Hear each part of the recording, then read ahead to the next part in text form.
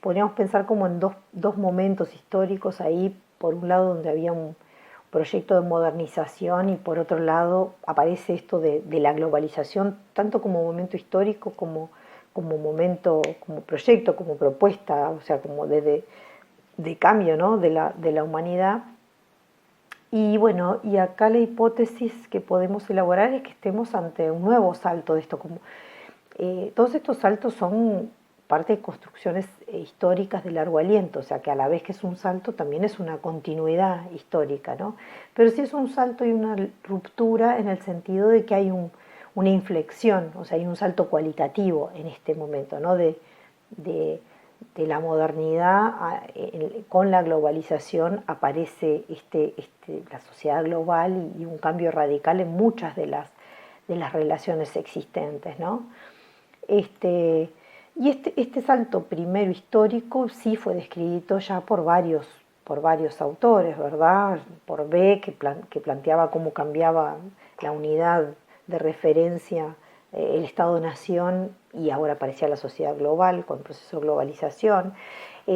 También tanto Beck como Castells hablan ya de modernización y de globalización como los procesos en cada momento. García Canclini, Bauman hablan de este primer momento previo, digamos, donde el trabajo es la fuente de identidad y luego el consumo en las sociedades posteriores y más recientes. Eh, Castells nos habla de la sociedad industrial y de la sociedad informacional. En fin, ahí aparecen, digamos, hay varios teóricos que desarrollan y tenemos entonces, creo yo, que pensar que es como mi hipótesis teórica de que estaríamos ante un nuevo salto de, este, de estos cambios, de esta evolución.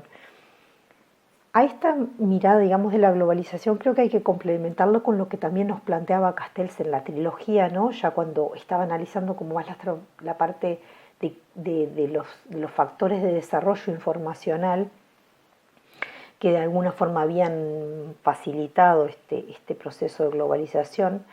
Eh, y bueno, y los cuatro aspectos a destacar de eso, o que quisiera destacar, es que por un lado, bueno, lo que mencionaba hace un rato, se trata de un resultado sociohistórico, o sea, de procesos de cambio que se iniciaron mucho antes, en particular los de la sociedad de la información y el conocimiento o la sociedad red, desde la década de los 70, ¿verdad? En las sociedades industriales. Esto se sustenta en una revolución en las tecnologías de la información y la comunicación, sostenía, ¿no? Castells en ese momento, que desencadenan y posibilitan todos estos cambios, y se consolida esta economía intensiva en conocimiento y un nuevo paradigma sociotécnico, ¿no? que nosotros ya conocemos bastante bien, y lo que ocurre ahí que también se facilita esta economía basada en conocimiento porque se acorta la relación entre ciencia y producción, ¿no? O sea, toda la parte científica y los insumos científicos empiezan a ser un factor muy importante en la producción, en el ámbito productivo, ¿no? En la industria que lo empieza a tomar, y claramente adquieren un valor. Entonces también este vínculo se mercantiliza, o sea, se empieza a adquirir lo que nosotros conocemos como patentes, o tiene un valor de mercado el conocimiento. Entonces, en este contexto se va conformando lo que, bueno, conocemos con diversos nombres: sociedad de la información y el conocimiento, en su momento sociedad de la información, la sociedad red también la caracteriza, la denomina Castells por aquello de Internet como el nervio que interconecta todo y hace posible esa relación global a tiempo real o diferido según uno quiera. Este, y bueno, y entonces, digamos, si tenemos esos momentos, esa evolución, creo que las circunstancias que hemos vivido a nivel global, si bien la pandemia del COVID-19 empezó en China el año pasado, sí se globaliza, ¿verdad? De ahí la denominación de pandemia, y empieza a evidenciar algunos cambios drásticos, abruptos. Todavía no sabemos bien y hay mucha discusión, como todo el mundo claramente sabrá, acerca de, bueno, del alcance, de la pertinencia de las medidas, del conocimiento propiamente de la enfermedad. En fin, estamos a esta altura del siglo, del 2020, todavía con algunas interrogantes al respecto que se irán dilucidando a medida que se estudie más el fenómeno. Bueno, y hay muchas críticas a la sobreactuación de los gobiernos, pero también a la omisión de otros. En fin, todo esto va a requerir de un tiempo necesario, imprescindible, para conocer el fenómeno en su real dimensión, este, porque, bueno, porque aún estamos en plena evolución y al estudio. Yo creo que lo que sí ya podemos ir, digamos, visualizando, es que, primero, bueno, que sí se sabe que, y está anunciado por muchos y muchas investigadoras, de que esto era una posibilidad, ¿no? Que ocurriera, que saltaran estas enfermedades y que, dado el grado de aceleración y de globalización en general, se dispersaran rápidamente y pasaran a ser un fenómeno global, una pandemia. Y también de dónde surgen estas enfermedades tan particulares que tienen que ver con el pasaje, ¿no? Del mundo animal al humano, pero tiene que ver con cómo nos vinculamos con la naturaleza y cómo de alguna forma hemos ido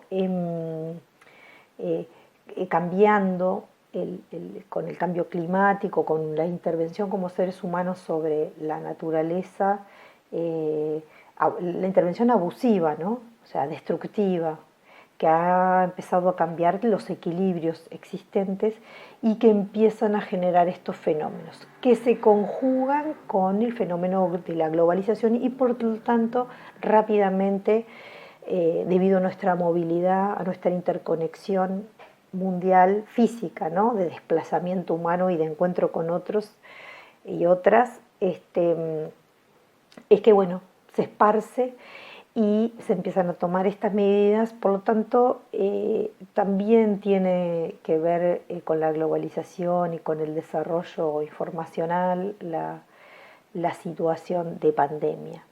Ahora, ¿qué es lo que nos hace pensar ahora entonces que esto se va a expandir más, ¿no? Que va a haber un salto, un cambio, que estaríamos ante un tercer momento histórico de la globalización o de cambio contemporáneo. Es que, bueno, algunos fenómenos, en la pandemia, en estas circunstancias, con el confinamiento y con el propio miedo a las circunstancias sanitarias, aumentó enormemente y exponencialmente el uso de TIC. Y esto va a generar un avance en su masificación, en su uso cotidiano. Esto para grandes sectores de la población. Muchos quedaron, digamos, excluidos, ¿no? También, y entonces se van a agudizar también las desigualdades sociales existentes, quedaron excluidos de la educación, de acceder a servicios, se tuvieron que exponer al virus, donde allí había muchos ámbitos de contagio.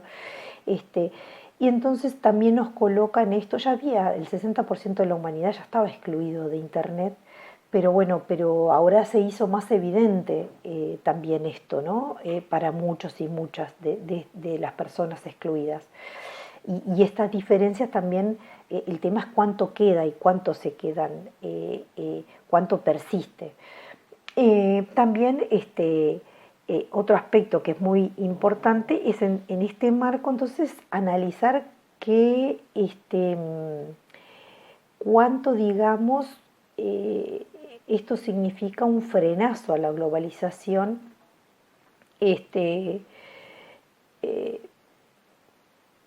o estamos hablando de una nueva etapa de la globalización, ¿no?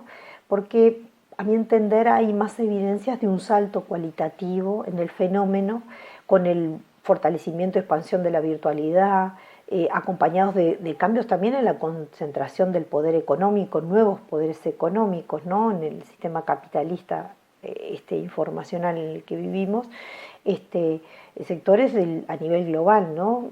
Y enriquecimiento de algunos de los más poderosos, que continúa.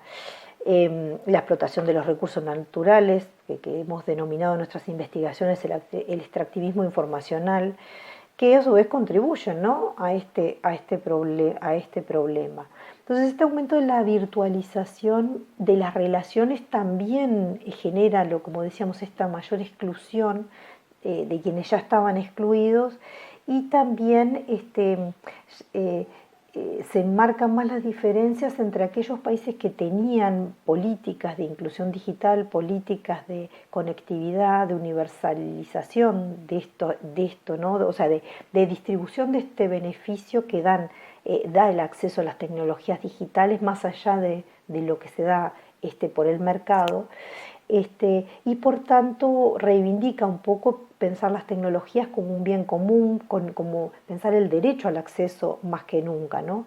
Y este salto a la virtualidad creo que está colocando esto más que nunca en discusión y en consideración.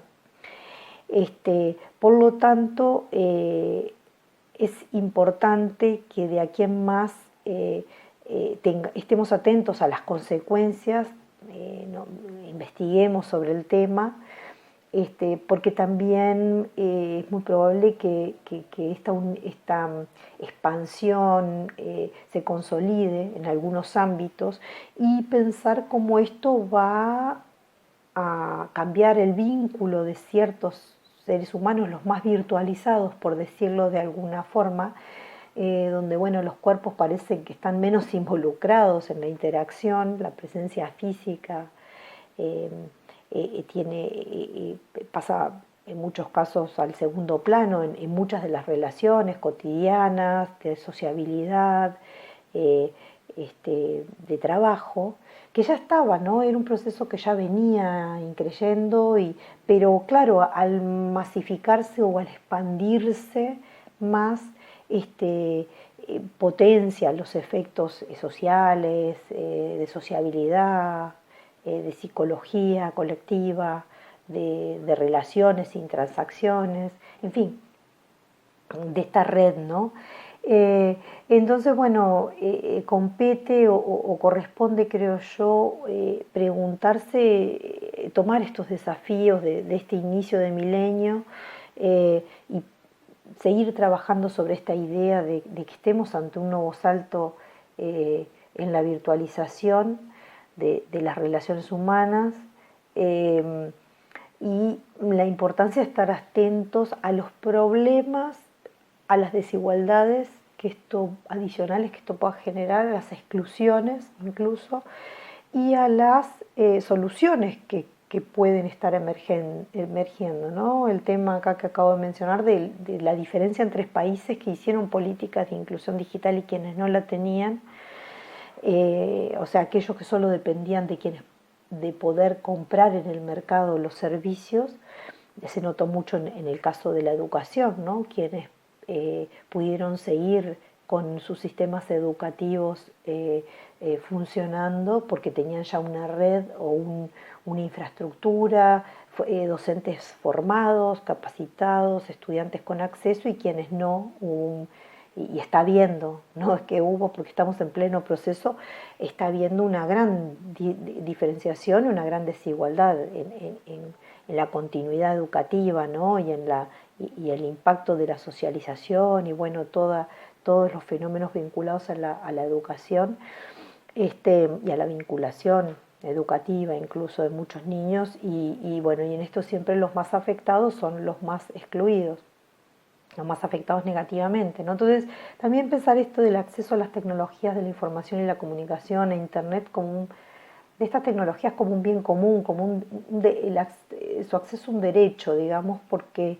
de lo contrario se queda uno excluido de oportunidades, y por eso las políticas de inclusión digital y todo lo que sean acciones para revertir los procesos más negativos. De hecho, incluso sería deseable también medidas drásticas e importantes para reducir las causas de esta pandemia desde el punto de vista del desequilibrio ambiental que la están provocando.